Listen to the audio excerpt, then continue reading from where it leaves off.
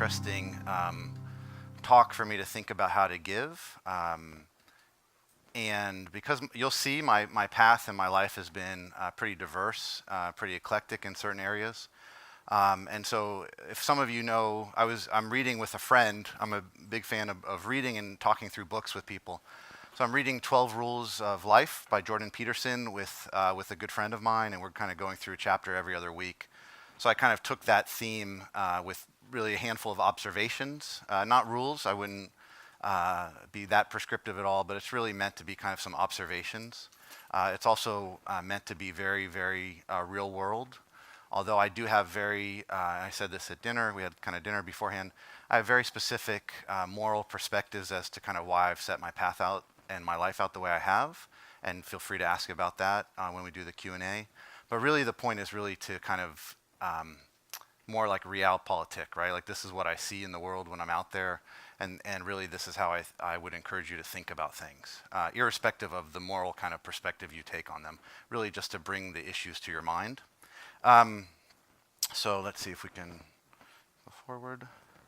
So when I came down and talked with Kaylee for a few minutes before kind of sketching out exactly what I wanted to talk about. So I got to give Kaylee credit because Kaylee actually, I said, these are some ways I could go with the talk. And she's like, maybe that's your talk. What mountain are you climbing? So I give Kaylee credit for the topic or the kind of title tonight, and I'll delve into that in one of the points specifically, but the general theme is what mountain are you climbing? Let's see. And like I said, this is really, I want to make this a relaxed talk. You'll see this is much more talk about kind of philosophy and observations. It's not a talk about kind of, here's how I started a company, here's how I made $1 billion, here's how I gave it all away. It's much more a talk of kind of here's kind of some philosophy of life, and it is amazing, in the difference. So I turned 45 this month, and I mentioned at dinner I'm really kind of, most people older than myself will work, many of whom will work 1 or 2 jobs and have a more traditional course. I'm really right in the middle of people who will change career paths a few times. And almost everyone younger than myself will change career paths an incredible amount of times, right? It might be 5, 6, 7 times. And if you add in like side hustles or side gigs or whatever, it might even be more, right? And so I think that these points about really thinking intentionally about what you want to get out of life, kind of where you want, how you want to balance spiritual and financial interests are even more important the younger you are. So let's see, a little bit about. That's the introduction, a little bit about the background. I grew up in Miami. I was very, very serious about sports. This is relevant kind of to a specific point I'll make later. So serious, we had a batting cage in our backyard in Miami, and I'd play with my dad, with the lights on, batting cage with lights in the backyard basically every night. I did the things that people do, like AAU and Lonzo's balls, dad, and everything you read about now, like I was doing 30 years ago. So I repeated 8th grade for sports development. That's how serious I was. I had all A's, but I still repeated 8th grade so I could be bigger and stronger. And that's how important sports was to me. And I'm really kind of making a note because it'll be really relevant when I talk about one of the points later. My father was a firefighter for the city of Miami for 25 years. One of the most dangerous parts of Miami. They got shot at during the riots in Miami, things like that. He had a few side projects. He built some houses. He got firefighters together and built some houses, and did some other work. And even though he was actually really busy, and the way the firefighters work, you're kind of on 24 hours, you're off 48 hours. But when he was off, I always remember him being home for dinner. And so that's really kind of I'm saying that to kind of flag kind of really the first kind of, one of the first observations or philosophies of life that I made is the importance of my dad being home for dinner. And so that theme will come back in the talk, but really just to flag that. And I had the great privilege of working in London and Hong Kong for 10 years, which I'll talk about. In London, I had 5 weeks of holiday from the first day I finished school, which is pretty uncommon. I took all the holiday almost every year. I think every year I took all the holiday. In Hong Kong was like the opposite. I still did corporate law, but I went from like one bookend to the other. I went from like I mean, you work hard in both, but taking holidays and kind of not working on the weekend just because it's a day to working your tail off. And I think that that's very relevant in modern society because every stat in America shows that people work more and more and more. And to my knowledge, it's like what they say about land. They're not making any more land. So the year is not getting any longer. The hours are not getting any longer. So if people used to work 1,800 hours a year in 1960 and they're working 2,000 hours a year, in 2020, right? Those hours, they really do come from somewhere. And having had the privilege of working in Europe and having had the privilege of working in Asia and working in the States, you can kind of start to see how culturally these things make a real difference, right? So if you're working that many hours, they come from somewhere. They come from your physical health. They come from your relationship health. They come from your kids' health, right? And you end up paying for it later. And these are just kind of some setting up kind of context for some of the points I'm going to make later. So I went to USC, like the introduction said. I mean, I don't want to kind of necessarily repeat it. I studied accounting and psych, which I love. I love kind of the more diverse you can get, I think, the better at undergraduate level. I love studying diverse things. If you ever read about Steve Jobs, he studied calligraphy and he studied yoga and all this like crazy stuff, and then he tied it together in some way. So I think the more you can stretch your mind, I think the better. I went to Penn. When I was at Wharton, we were #1 business school in the world. The kind of rankings change, but when I was there, we were #1. And Wharton has 750 kids a year. I was the only one who got in with non-traditional work experience. So I went straight from undergrad to grad school. You're supposed to work before MBA school. Most people, I didn't work. And I say this is really kind of to set a trajectory up, and so that when you understand some of the decisions I made in life, you can understand kind of how intentional they were. I worked in London and Hong Kong for 10 years. I did IPOs, so companies doing public offerings and high yield debt offerings. So that's like a private equity firm goes and buys a equipment manufacturer, or Hertz buys like a car rental company, and there's a lot of income, and so they kind of put debt on that to get some of their money back.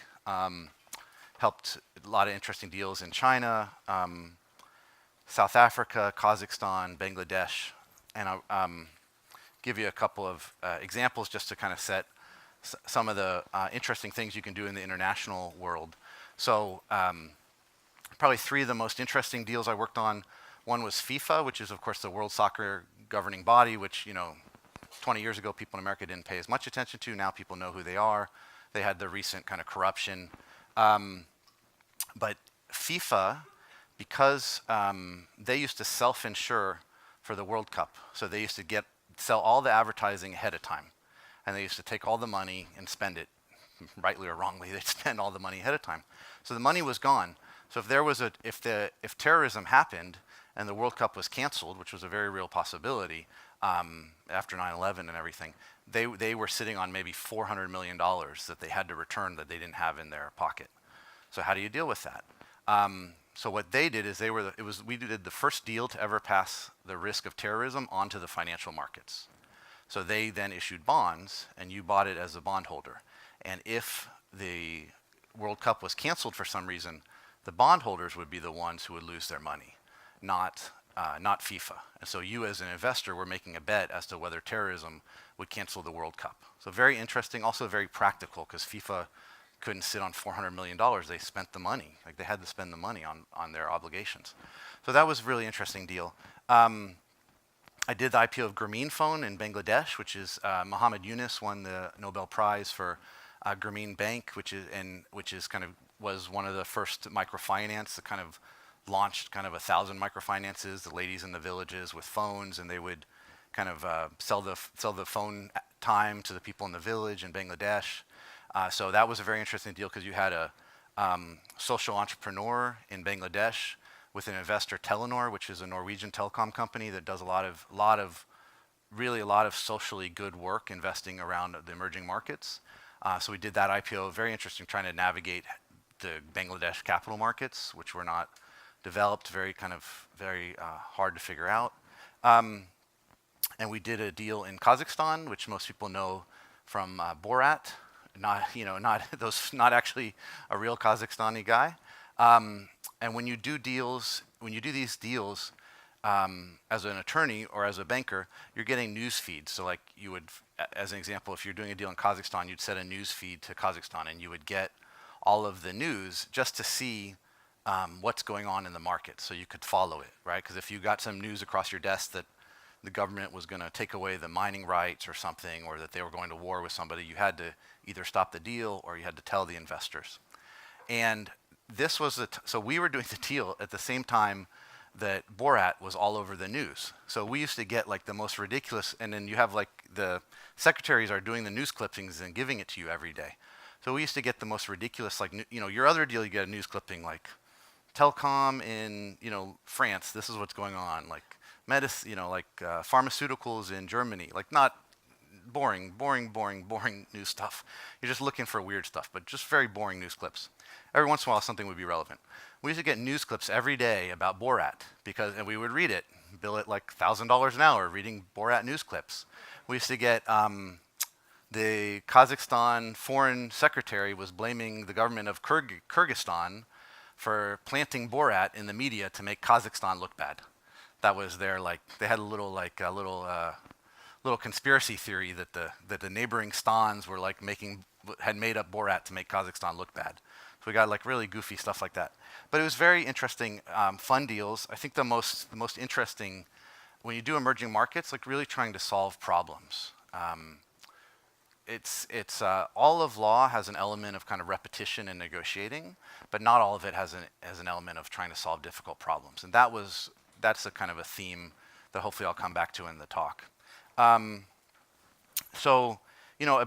This is not a big theme of my talk, but a big thing that happened in my life, which I'd be remiss not to mention in setting context, is that in 10 years ago this summer, my father died unexpectedly. He committed suicide the night before Father's Day. And so that, it's not a big kind of focus of the talk. I have another talk where I talk a lot about that. But really, I wanted to bring it to mind and mention it specifically.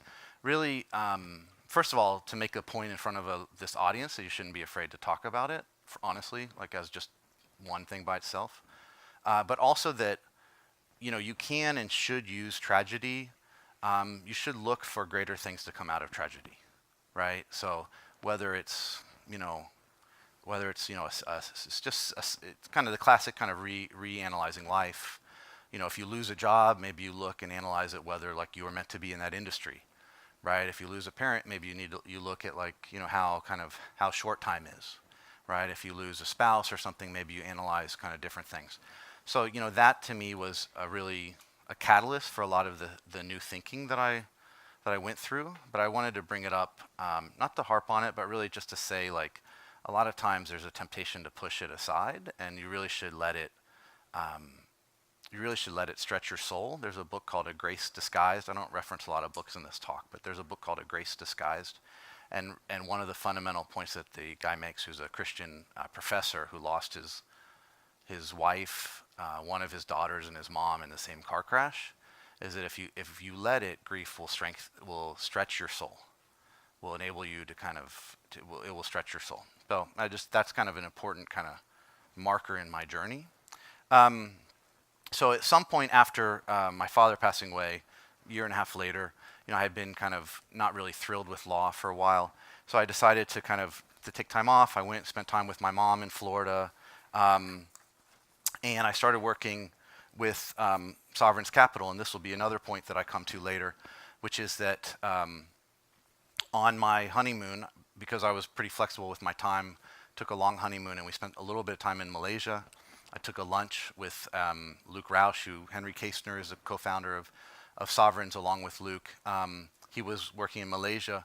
He drove a couple hours out of the city. We were at some little resort thing, and had lunch with him. And so out of just being willing to have that lunch on my honeymoon, which is not necessarily the right time to have lunch, but the honeymoon was long. It was like 3+ weeks, so it wasn't that big a deal. But out of that lunch came, I've been working with them for like 4 or 5 years now. Right, so that literally just came out of having that lunch. There's really not really much of a way I would have connected with him otherwise. Sovereign's Capital is a venture fund. We focus a lot on on CEOs who are motivated by their faith. So that's pretty interesting. A couple deals that probably the most interesting deal that I look at, focus on for them is called Shot Tracker. It's basically if we went and played basketball, there would be a chip in the ball, and we'd have maybe something on our shoe or on our jersey where we'd see the stats live. So you'd see all the stats live, blocks, steals live.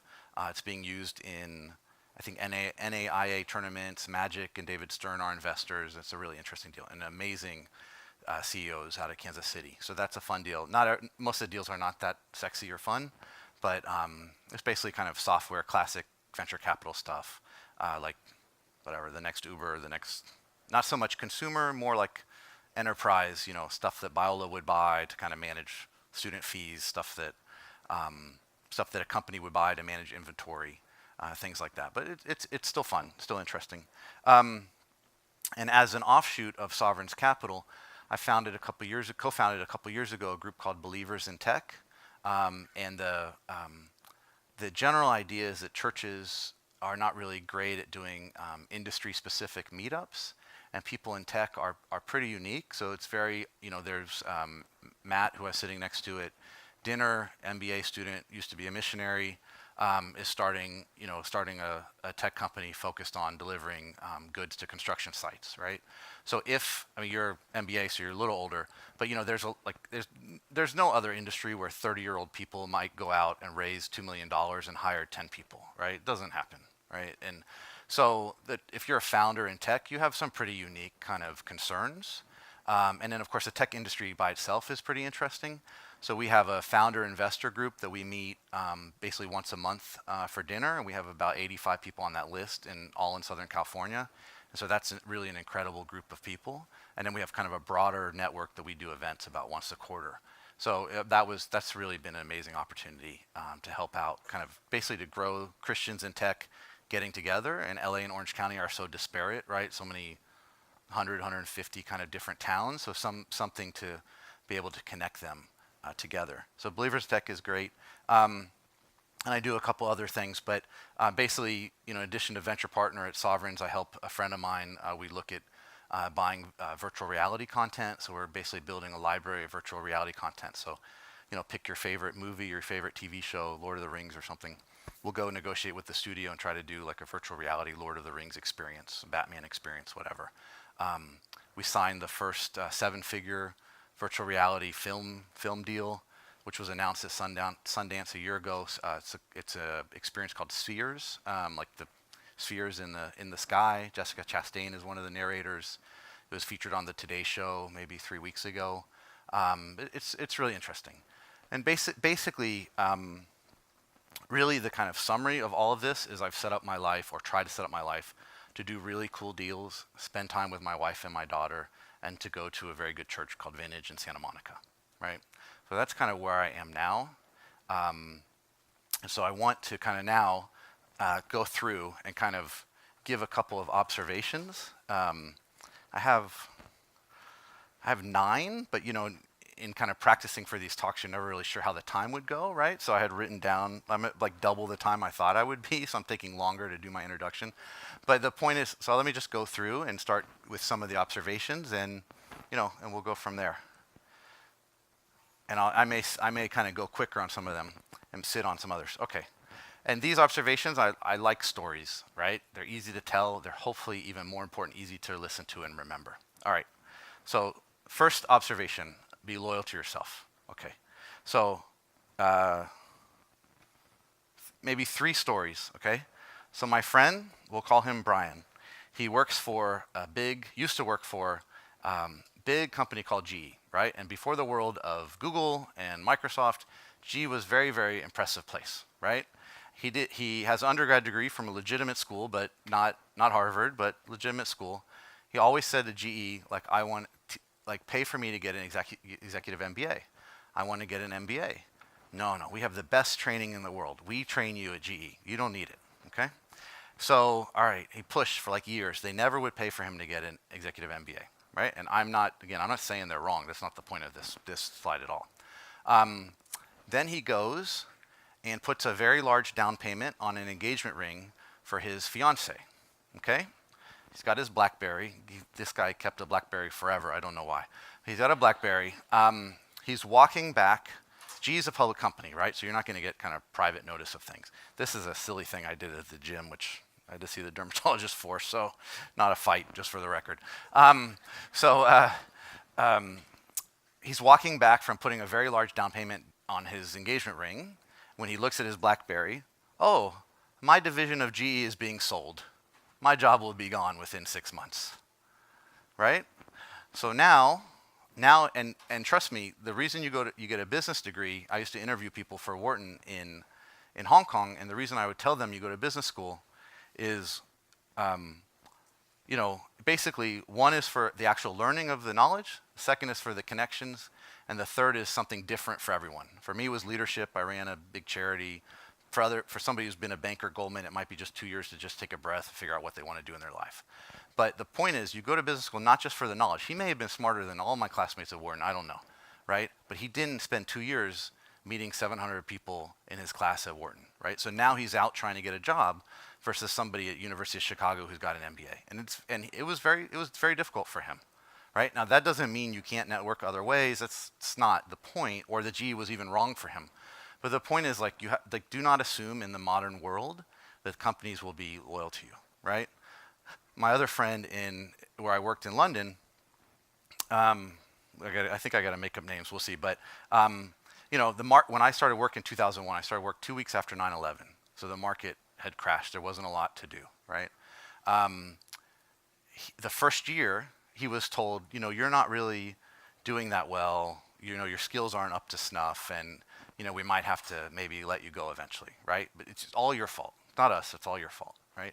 He spoke French, right? He had a degree from Ivy League school, one of the smartest of the people in our class, probably smarter than me, for sure. Then we start getting a lot of pharmaceutical work from France. He's sent to France. The next year, you're doing really well. We really need you. You've improved so much. No change at all. Just they needed him. That was all, right? So the lesson I'm trying to draw is just to it's horrible to say this is why I say be loyal to yourself rather than say look out for number one. I don't want to be crazy about it. And I'm not, again, I'll say this, I'll try to say this once. Kind of, don't take the points too far, right? Don't take them too aggressively, but generally kind of pay attention to your own path in work, right? And so a couple of practical things. I think one is to be known for something. So from the day you start, spend a little time and figure out, if you're working in an accounting firm in Southern California, are they doing a lot of tech work in Irvine, right? Do you want to be known to be the guy or the lady who knows tech accounting in Irvine? Do you want to be that person? Write a few articles, right? Then you start to be known for something, right? And then people will reach out to you, okay? And your strength is you're much stronger kind of in your own economic path.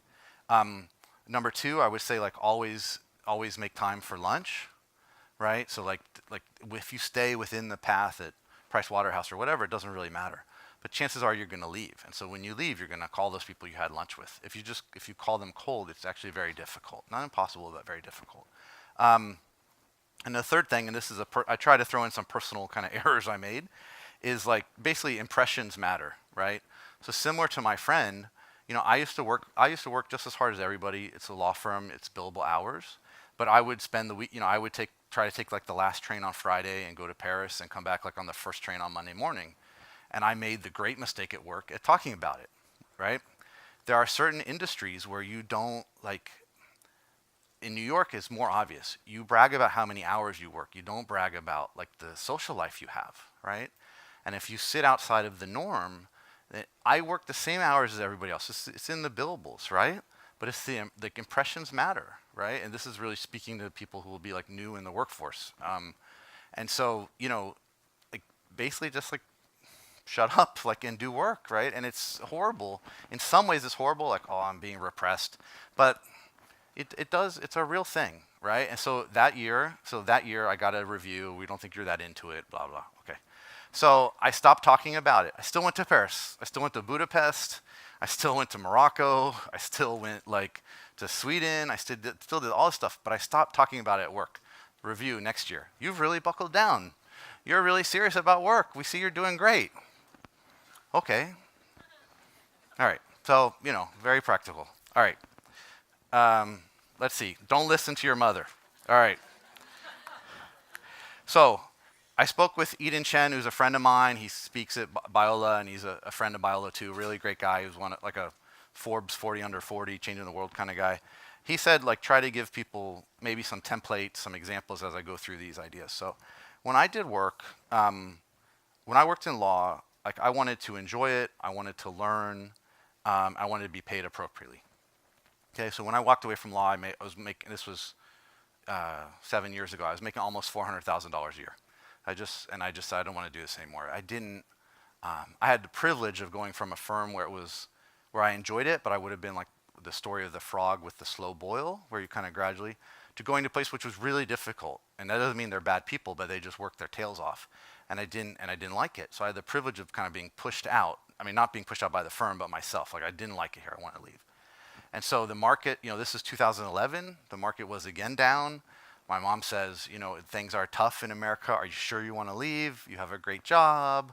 People were calling from America all the time. How do I get work in Asia? Like, I want to work in Hong Kong. You're the only people who are hiring, blah, blah.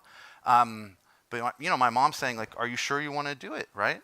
And I'm not, and I talked about this at dinner too. I'm not saying not to seek advice. Like, I definitely think you should seek advice, right?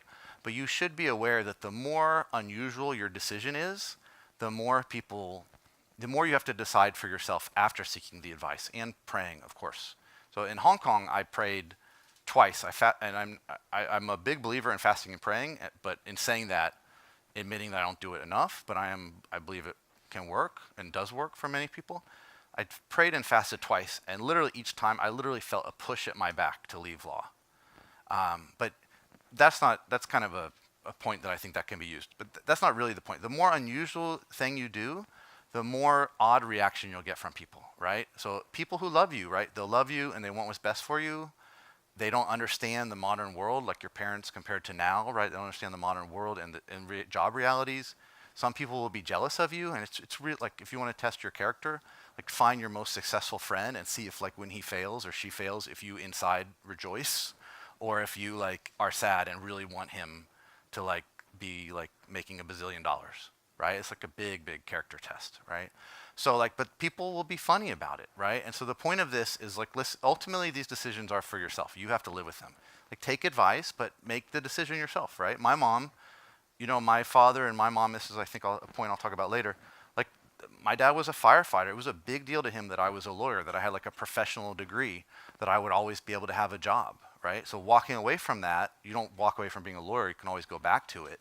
But it was very, very risky to them in a world where people were losing their job all the time, and the stores, the stores at the mall are closing, and all this stuff, right? Like, being a lawyer is not the same as like working at the store in the mall, but still, it's what you see and it's what kind of fills you. So anyway, so that's that point. Let's see. All right. Ask twice. Don't trust authority. All right. So I'm gonna shorten some of them up so I can try to get through all of them, because I think they're fun. From my perspective, it's fun to share. Hopefully from your perspective, it's interesting to hear. Basically, outside of the gilded walls of Biola, people don't care that much about you, right? And that again is not like a moral judgment. It's just people are busy with their own stuff, right?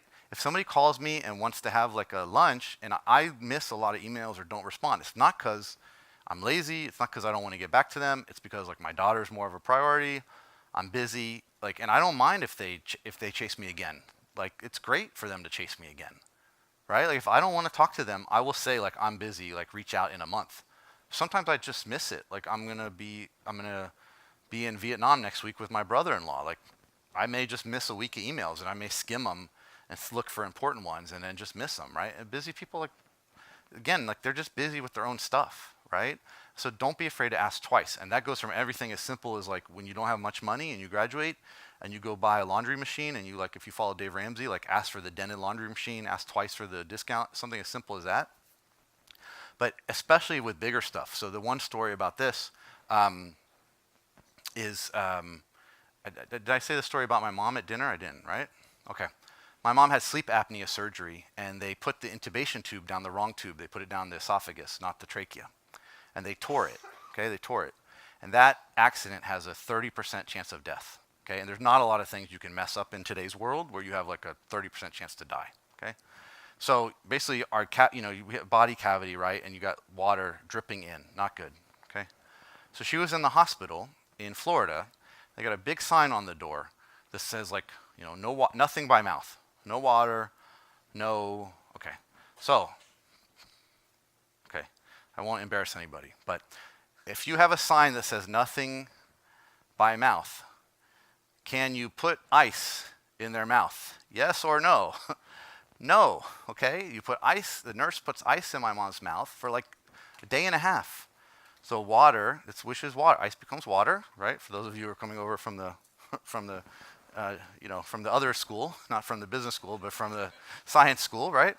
It becomes water. So now my mom has a huge abscess in her chest, has to have go to Miami, has to have an extra surgery. She lived. The doctor said, and in the medical context, it's very clear. If you go in for something serious, you really should have like a patient advocate, right? That's why they say it. But that's a life and death example. Obviously, not everything is life and death. But the point is, like, that's the point I'm trying to make. Not like run around and like, yell at the firemen or the city councilmen or whatever. But like, people are in their own heads, right? And as the world is more distracted and more busy on the phone, like just like ask twice, right? Like something important, don't just trust it. That's the story for that one. Okay, be intentional about your faith growth. Okay, this is a fun one because somebody's here studying ethics or ethics of accounting, right? Your first name again? Daniel. Okay, so some good news and some bad news about ethics. Okay, the good news in 10 years of practicing law, and we did corporate law, we didn't do like the really difficult criminal law stuff. I never felt I had a serious ethical dilemma, not really. I did the IPO of William Hill, which is a big gambling company, and gambling is a complicated topic, and gambling's legal. It's kind of like, should you as a Christian work on a cannabis deal now that it's legalized in California, right? For some people it could be difficult. For other people could say, well, it's allowed legally, and it's medically, a lot of people use it for medicine, right? So, but I did a gambling deal in London. That was wasn't struggle for me, but I could see how that could be struggle for a lot of people. It's a purely legal deal, William Hill, bookmaker. And we did have a deal in Russia where we were doing an IPO of a grocery store company, and we said, how do you get all this space? Russia's booming. How do you get space? We've heard that to get land, you have to bribe people in Russia. Like, how do you do it, right? And he said, well, no, we don't do that. Well, how do you get the space? No, we just hire an agent. He takes care of it. Right? Well, if you kind of read between the lines, you're like, wait a second, how does the agent do it, right? So you got to it's a life lesson to kind of understand how to ask questions and what's not being said too. But in general, I don't think in the highly evolved state of California, you will have a major ethical decision. You may not have a major ethical decision for your whole life. You may, and I did charity work and investing in Cambodia and Rwanda, right? So I've seen some stuff in Cambodia. But if you live in the evolved state of California, I would bet you may never have a true ethical decision in the non-Christian sense of it, right? So that's the good news. Okay. The bad news is I think the ethical decisions you will have to make will be much, much more difficult. The ethical decisions you will have to make is, what does it mean to be a Christian in the midst of a non-Christian world? What does it mean to be in the world but not of the world, right? So what do you do on a Sunday when you're trying to do a design sprint at your company and they want you to work on a Sunday? Like, how do you handle that, right? And this is not telling you don't work on a Sunday. This is telling you understand what the heck's what otherwise is going to hit you in the face, right? That's the point, right? Understand it. Now, I'm not telling you work on Sunday or not, but understand what you're going to have to face, right? What does it mean? What kind of hours are you going to have to work? Like how important is holiday to you and your family, right? How important is money, right? Like, okay, I can go to do this other job, but now I got to be driving from downtown LA to Irvine like every day, right? That means that could be literally an extra day of work a week, right? So like, how are you going to make, how are you going to make those ethical decisions? The society will tell you either go against kind of your instinct, or will tell you there's nothing wrong, right? Those are much, much more difficult decisions. How are you going to figure it out? I will say that I think it is much easier to be clear from the beginning where you stand, right? So when I worked in law, we worked our butts off. I worked at a big firm, Skadden Arps. They're top 5 law firm in the world. Worked our tails off, right? You know who did not work on Saturdays is the Jewish guys who said, I don't work on Saturdays, right? The guys who did work, the guys who did not get away with that, it wasn't because they weren't Jewish. It was because they well, this Saturday I got a date and next Saturday I don't have a date. Like that doesn't really float when people are working their tails off. The only way you get away with it, that's not the right word, it is respected if you say that this is kind of my requirement. I'm not saying it's respected everywhere, but like when I started working really hard at Skadden, for me, on Sunday, I would just tell them like I wasn't available till like 1. And I went to I got to sleep in a little bit. I went to church. I don't remember, 12 or 1. But basically, I at least gave for me, it was like Sunday morning was my Sabbath if I was on a deal that was that hot and heavy, right? But, and when you're in a situation where they see that they respect like the Sabbath for some people, if you said like, I'm never going to work Saturday night to Sunday night, they would probably respect you too, but you can't waver, right? And you can't make it up because you got annoyed that you canceled a date, right? So I think, but figuring out like those kind of ethical decisions are really hard. And I think, so I think that's the bad news. For me, in Hong Kong, I had a group called Men's Fraternity. It was based on a book, Raising a Modern Day, Men's Fraternity, Robert Lewis out of Arkansas, who wrote a few books. One was called Raising a Modern Day Knight. We had a 3-semester course, and we went through it very intentional with guys. And so for me, what was very important for my faith walk was to be very specifically in a group, not just like a general care group of like 20 people who talked about things, which is good, but like really with a group of people where you could like, this is what I'm struggling with. And that was intentionally being in that group was the big kind of decider for me in my faith growth. I would be remiss not to mention, right, like online purity, whether it's men or women, right? Like the world will tell you that's also okay, right? But again, how are you going to deal with that in kind of your own private ethics? Let's see. True integrity is phenomenally hard to find. Okay. What I mean here is that in my whole working life, not being that old, I've probably met less than 10 people who, like their mind, body, soul, spirit, just everything lines up and they love what they do. I probably would say there's probably 10 people in my life, less than 10 that I've met that are like that. That might be like really too hard of a grader, but I legitimately think that, right? And so what do you do? So if you are that person where God speaks to you, and if you have a magical class at Biola where it says like this is how to tell what God wants you to do, that's great. Like that is awesome. If you come out of that class, there's a famous Stanford class called Design Your Life and a book that the guys wrote. One of the co-professors is a Christian. If you come out with that, that's amazing, right? Statistically, most of you won't, right? And so my challenge is, what do you do with the tension, okay? So do you throw your hands up and say, I'm going to go be a yoga instructor in Thailand, okay? Or do you put your head down and say, I don't know if this is what I want to do, but I'm just going to work that much harder and make partner, and then it'll all figure it out, right? Or do you are you okay with the tension, right? Like, I don't know if I want to be at Anderson's gone or whatever, but I don't know if I want to be at this accounting firm. I don't know if I want to be at this bank. I don't know. Like I like it, but can you go through that journey with tension and kind of really seek God in the midst of that, right? And you know that like it's hard, like this kind of, does God set every literal step out for you? I don't know, right? But sometimes maybe God's not that interested in your work for a year, right? Maybe he wants you to work on something else. Or maybe he's teaching you something that no matter which job you choose, you're going to have to learn that anyways. Maybe he's teaching you to deal with a bad boss or to respect authority. And so you could choose job A, B, and C. And no matter which job you get, like congratulations, your boss is going to suck because you're going to learn the same lesson, right? But my point is really to encourage you not to just throw your hands up and just go crazy, to live with the tension, right? Because most people, it's a big challenge in life. Let's see. And for me, because I do a few advisory works, like I have that tension too, right? I have a temptation just hang out with my wife and kid, like, and I'm not sure. Kind of, I do stuff with sovereigns, I do stuff with VR. I have the same tension, and so I try to work. I try to, pursue each path and kind of see how the doors open. I try to do both. I have the same tension. Let's see. All right. We okay for time for a little bit? Okay. All right. All right. Work on the person you want to be tomorrow, today. All right. So I'll give you, this is my, if I could change one thing in my life, it would be to work on who I wanted to be as a husband before I got married. Okay? So, and that applies for work, like being a partner, right? Like, it's not like, use partner generically, right? For promotion, whatever, right? You're not going to magically, like, get promoted and all the world's going to change, right? Like, you have to act. I mean, it's, again, this is like real politics. This is not like, watching Silicon Valley or something. But, even though that is strikingly the real world.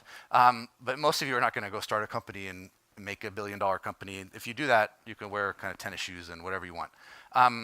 So most people kind of work more traditional jobs. And even as Google grows, people actually have to wear shoes and things like that, right? So, kind of putting yourself in the position you want to be at tomorrow, and in a personal level, like I knew I had to work on anger before I got married. I knew it, and I didn't do it. And so as a result, I caused a lot of pain to my wife. And it's the one thing I would change in my life if I could change anything, would be to work on who I want to be as a husband before I got married, not after. That's that point. All right, don't look in the rearview mirror. Okay, so there's a couple ways I could go with this, but the point is, I have a great life that I love, but even in the great life I love, I could still be playing the what if game. Right? So I went to the LA airport once, pick up my wife and I were flying in, or I was picking her up, I don't remember. And there's this guy about my height, like he's shadowing me. I'd go here and he'd like be behind me, right? And I'd go over here, he'd be behind me. I'm like, what is this going on? And I like figured it out, and it's A-Rod, right? Alex Rodriguez, right? One of the most famous baseball players in the world. So in Miami, I mentioned, this is the placeholder about sports. He played baseball in Miami where I played baseball, but I missed him for a year. I left Miami a year before he went. Westminster Christian, baseball powerhouse. So I would have played with A-Rod, and we're the same. I'm 6'3". I was 6'3", 220, like 6'3", 215 in 8th grade, right? So I'm 6'3", like 225 now. Okay, so I would have been playing baseball with A-Rod, right? And I could be upset with my dad, and I could be upset about a lot of stuff, right? But I have a great life and I love it, right? And so, yeah, would it be interesting to have a $300 million contract? Probably. He's married to J-Lo, but like it's not like neither of them have like the kind of experts at relationships if you look at their like history, and I got a Brazilian wife too. I mean, I got a Hispanic wife too. She's Mexican, Brazilian, she's beautiful, so I got that without but not on the 4th try. So, but you could, all of you will have stuff, 10 years from now, you're like, man, I could have taken that job, I could have gone here, right? And just, don't look in the rearview mirror. I knew the talk would go over, so I wanted to have funny clips, this would have been some kind of silly accident, but the point is, don't look in the rearview mirror. All right, final 2 points. Yeah? Okay. Choose enough, or don't, but decide. Okay, so, when I got to London, I wanted to be the CEO of a Fortune 500 company. That was my ultimate goal. Be a lawyer, go on to be CEO of a Fortune 500 company. When I realized I have yet to meet a truly, truly successful person in life, in the world sense of success, that has not had to make significant sacrifice, really significant sacrifice. Time away from family, kind of messed up kid, divorce, something pretty significant.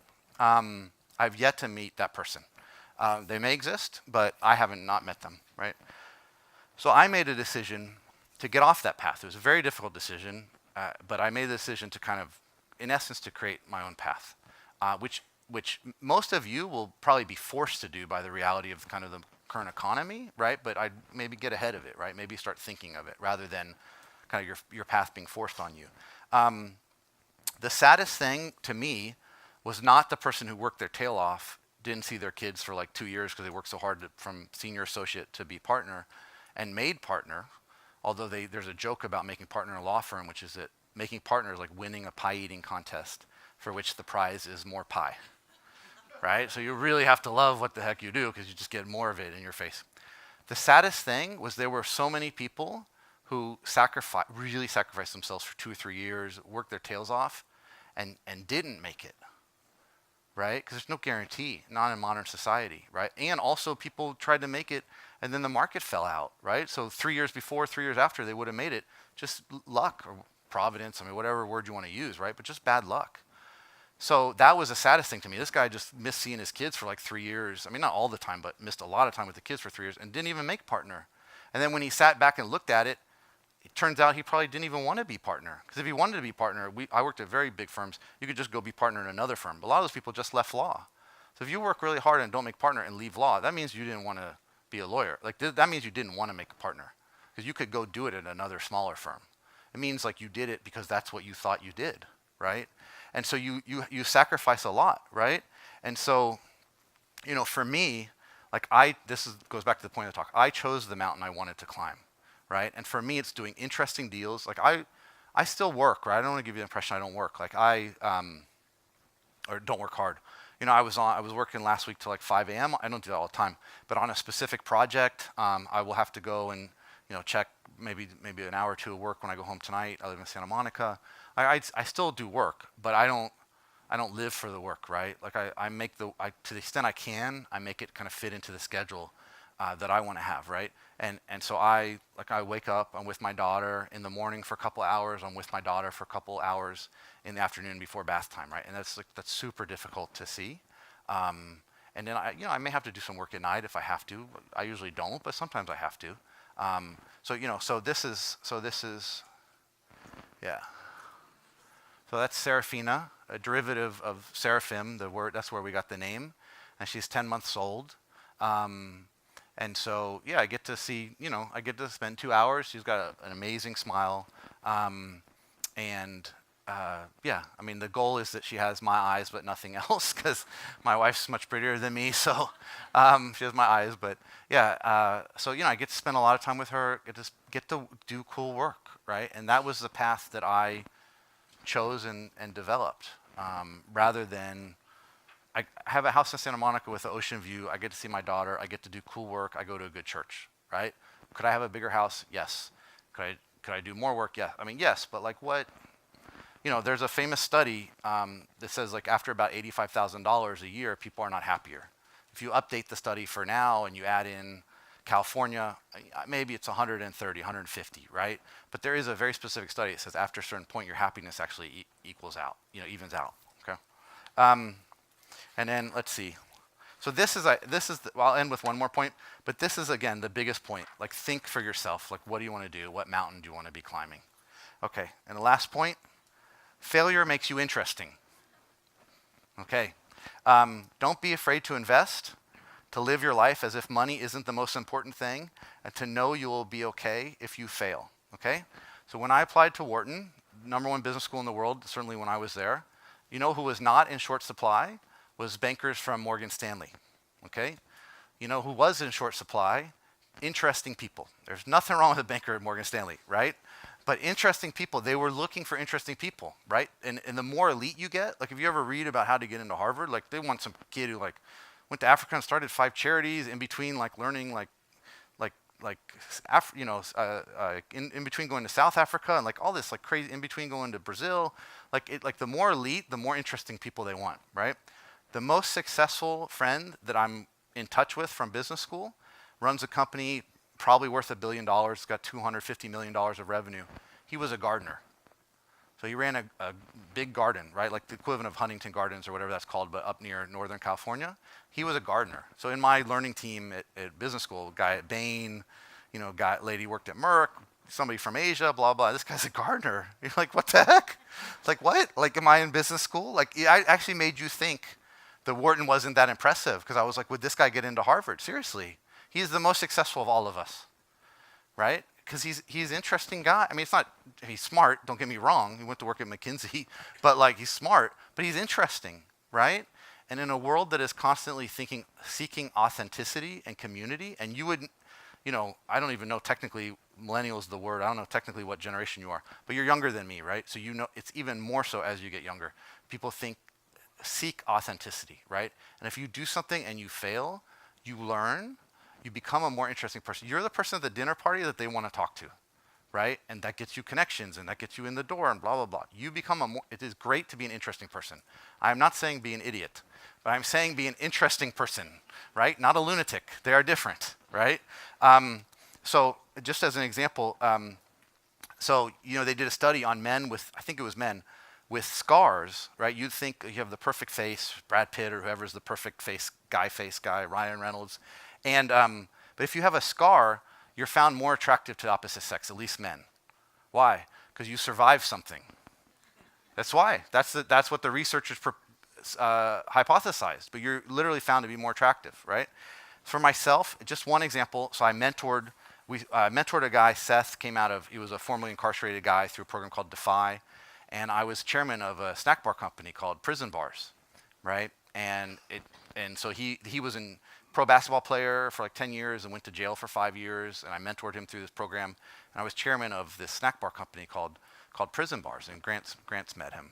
Right? Did you meet Seth? But some of the stories from that are, first of all, it lends me legitimacy because I have a heart for like social impact and doing something in inner city, right? But I'm working venture capital, like tall white guy. Like you show up in the inner city, people are like, they want authenticity, they want legitimacy, right? So it lends legitimacy. Like, look, I was chairman of this company for a couple years, right? Like I've been like literally hand to hand rolling, when we were making Prison Bars at home, with somebody who was convicted of murder, right? In my friend's home, right?